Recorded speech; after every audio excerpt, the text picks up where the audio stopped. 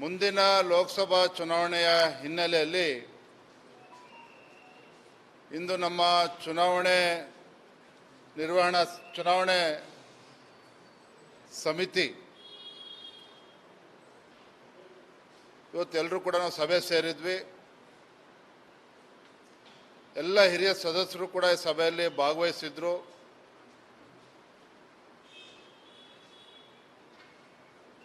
ರಾಜ್ಯದ ಪ್ರಭಾರಿಗಳಾಗಿರ್ತಕ್ಕಂಥ ರಾಧಾ ಮೋಹನ್ ದಾಸ್ ಅಗರ್ವಾಲ್ ಜಿ ಕೂಡ ಈ ಸಭೆಯಲ್ಲಿ ಭಾಗವಹಿಸಿದ್ರು. ನಮ್ಮ ಎಲ್ಲ ಹಿರಿಯ ಸದಸ್ಯರು ಕೂಡ ಈ ಸಭೆಯಲ್ಲಿ ಭಾಗವಹಿಸಿದ್ರು.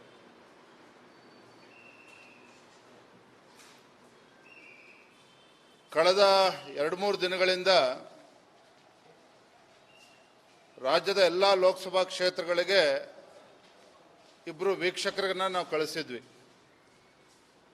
ಅಲ್ಲಿ ತೆರಳಿದಂಥ ವೀಕ್ಷಕರು ಅಲ್ಲಿ ಆ ಲೋಕಸಭಾ ಕ್ಷೇತ್ರಗಳಲ್ಲಿ ಅಭಿಪ್ರಾಯನ ಸಂಗ್ರಹ ಮಾಡಿ ಕೆಲವು ಹೆಸರುಗಳನ್ನು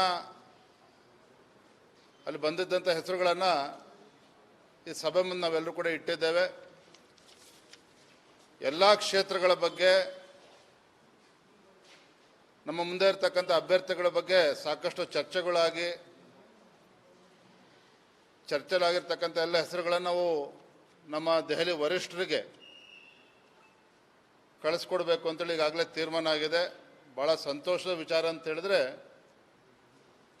ಇಂದಿನ ಸಭೆಯಲ್ಲಿ ಮಾನ್ಯ ಶ್ರೀ BS ಯಡಿಯೂರಪ್ಪನವರು ಮತ್ತು ಎಲ್ಲ ನಮ್ಮ ಹಿರಿಯ ಮುಖಂಡರುಗಳು ಇವತ್ತು ರಾಜ್ಯದಲ್ಲಿ ಒಂದು ಉತ್ತಮ ವಾತಾವರಣ ಇದೆ. ಭಾರತೀಯ ಜನತಾ ಪಾರ್ಟಿ ಮತ್ತು JDS ಎರಡು ಪಕ್ಷಗಳು ಒಂದಾಗಿ ಚುನಾವಣೆಯನ್ನು ಎದುರಿಸಬೇಕು. ನಿಶ್ಚಿತವಾಗಿ ರಾಜ್ಯದ 28ಕ್ಕೆ 28 ಕ್ಷೇತ್ರದಲ್ಲೂ ಸಹ ನಮ್ಮ ಅಭ್ಯರ್ಥಿಗಳು ಗೆಲ್ಲೋದಕ್ಕೆ ಒಂದು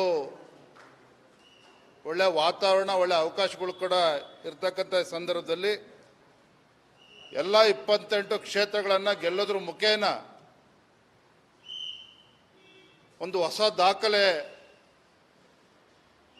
ನಿರ್ಮಾಣ ಆಗಬೇಕು ಅಂತೇಳಿ ಇವತ್ತೆಲ್ಲ ಪಕ್ಷದ ಹಿರಿಯರ ನೇತೃತ್ವದಲ್ಲಿ ತೀರ್ಮಾನ ಆಗಿರ್ತಕ್ಕಂಥದ್ದು. ಬರುವಂಥ ದಿನಗಳಲ್ಲಿ ಯಾವ ಹೆಸರುಗಳು ನಮ್ಮ ಎಲೆಕ್ಷನ್ ಕಮಿಟಿಯಲ್ಲಿ ಚರ್ಚೆ ಆಗಿದೆ ಎಲ್ಲವನ್ನು ಕೂಡ ನಮ್ಮ ದೆಹಲಿಯ ವರಿಷ್ಠರಿಗೆ, ನಮ್ಮ ರಾಷ್ಟ್ರೀಯ ಅಧ್ಯಕ್ಷರಿಗೆ ಮುಂದಿನ 2-3 ದಿನದಲ್ಲಿ ನಾವು ಕಳಿಸ್ಕೊಡ್ತೇವೆ.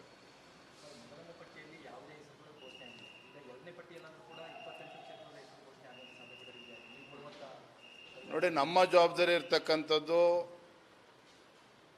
ರಾಜ್ಯದಲ್ಲಿರ್ತಕ್ಕಂಥ ಎಲ್ಲ 28 ಲೋಕಸಭಾ ಕ್ಷೇತ್ರಗಳಲ್ಲಿ ಯಾರ್ಯಾರು ಆಕಾಂಕ್ಷಿಗಳಿದ್ದಾರೆ ಆ ಆಕಾಂಕ್ಷಿಗಳ ಬಗ್ಗೆ ಚರ್ಚೆ ಮಾಡಿ ಆ ಮಾಹಿತಿಯನ್ನು ದೆಹಲಿಗೆ ಕಳಿಸ್ತಕ್ಕಂಥದ್ದು ನಮ್ಮ ಮೊದಲ ಆದ್ಯತೆ, ನಮ್ಮ ಕರ್ತವ್ಯ ಕೂಡ.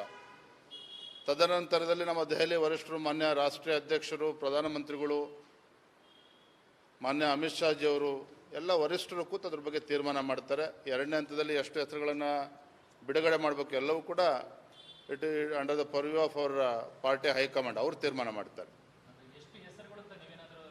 ಎಲ್ಲದೂ ಕೂಡ ಚರ್ಚೆ ಆಗಿದೆ. ಎಲ್ಲ ಚರ್ಚೆ ಆದಂಥ ಹೆಸರುಗಳನ್ನು ನಾವು ದೆಹಲಿಗೆ ಕಳಿಸ್ಕೊಡ್ತೇವೆ.